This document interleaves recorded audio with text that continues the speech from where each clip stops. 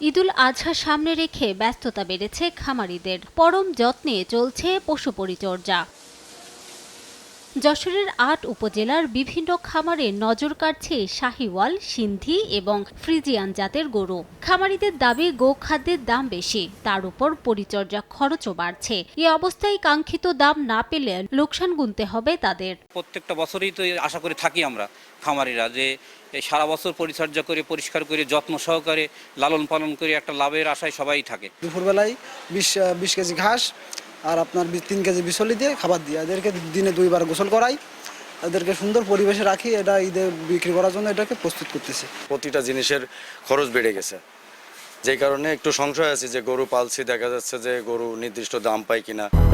200-র বেশি সার্ভিস ও ফিচারে লেনদেনের সব বিকাশ অ্যাপে সম্ভব। প্রাণী সম্পদ বিভাগ বলছে, বছর জুড়ে খামারিদের নানাভাবে সহযোগিতা করা হচ্ছে। যে সমস্ত খামারি গরু হৃষ্টপুষ্টকরণ করেছে, প্রাণী সম্পদ অধিদপ্তর থেকে তাদেরকে প্রশিক্ষণ দেওয়া হয়েছে। আমরা আশা করছি যে এবার কোনো অংশে গরু সংকট হবে না, বরং যশোর জেলায় এটা উদ্বৃত্তই আছে। প্রাণী সম্পদ বিভাগের তথ্য মতে যশোর জেলায় ১৩,৬৪০ জন খামারি রয়েছে। এবছর ১,১৭,৯৭৭টি গবাদি পশু কুরবানির জন্য প্রস্তুত করা হয়েছে, যার মধ্যে গরু ৩৬,২৫৯টি, ছাগল ৮১,২৭৬টি ও ভেড়া ৪৪২টি।